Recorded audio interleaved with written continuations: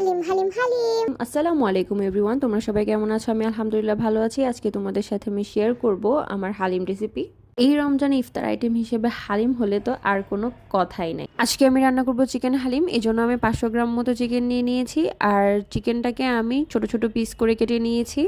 তারপরে আমি নিয়ে নিয়েছি একটা রাঁধুনি হালিম মিক্সড, আর রাঁধুনি হালিম মিক্সডের যে ডালটা সেটাকে আমি নর্মাল পানিতে 2.5 ঘন্টার জন্য ভিজিয়ে রাখবো। তোমরা চাইলে কুসুম গরম পানিতেও ভিজিয়ে রাখতে পারো, এটা যার যার ইচ্ছা। তারপর আমি বেরেস্তা ভেজে নিয়েছিলাম, যদিও বেরেস্তা ভাজাটা আজকে পারফেক্ট হয়নি। আর বেরেস্তা ভাজার যে এক্সট্রা তেল সেটাকে আমি রেখে দিয়েছি, পরবর্তীতে কাজে লাগাবো।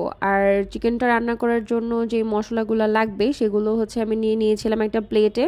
এখানে ছিল হলুদ গুঁড়ো, জিরা গুঁড়ো, ধনিয়া গুঁড়ো, মরিচ গুঁড়ো, লবণ, দারচিনি, এলাচ, লবঙ্গ, তেজপাতা আর গরম মশলা গুঁড়ো। গরম মশলা যেহেতু গোটাটা আমরা ইউজ করছি, তো এখানে গুঁড়ো মশলাটা ইউজ করা অপশনাল, যার যার ইচ্ছা এটা।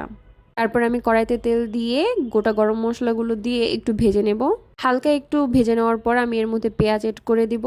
পেঁয়াজটা একটু ভাজা ভাজা হয়ে গেলে এর মধ্যে আমি আদা রসুন আর গুঁড়ো মশলাগুলো দিয়ে দিব, আর একটু পানি দিয়ে দিব যেন মশলাগুলো প্যানের গায়ে লেগে না যায় কষানোর সময়ে।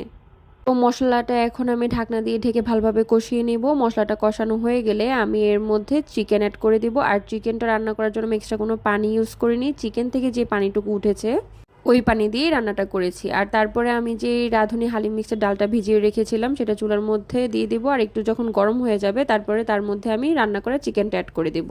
আর তারপর যখন ফুটতে শুরু করবে তখন গোটা গরম মশলাগুলো এভাবে উপরে ভেসে উঠবে, তো এগুলা আমি ফেলে দিচ্ছিলাম যেন পরবর্তীতে মুখে না লাগে। আর তারপরে যখন এটা ফুটতে শুরু করবে তারপরে আমি যে বেরেস্তা ভাজার এক্সট্রা তেলটা রেখে দিয়েছিলাম সেটা অ্যাড করে দিব, আর এটা অনবরত নাড়তে হবে যেন কড়াইয়ের গায়ে নিচে লেগে না যায়।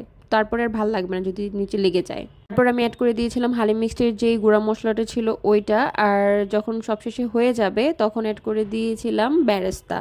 ও অবশেষে বেরেস্তা দেওয়ার পরে এটা হয়ে গিয়েছিল, এই জন্য আমি বারবার নাড়তেছিলাম যেন নিচে লেগে না যায়।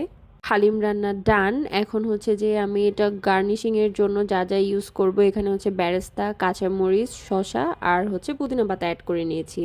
তো দেখো এটা রেডি হয়ে গিয়েছে। আর এটা আমার স্টাইলের চিকেন হালিম। সবাই তো বিফ হালিম খেতে পারে না, অনেকের অ্যালার্জির সমস্যা থাকে, তার জন্য আমি পার্সোনালি এই চিকেন হালিমটা নিজের মতো করে বানিয়েছি।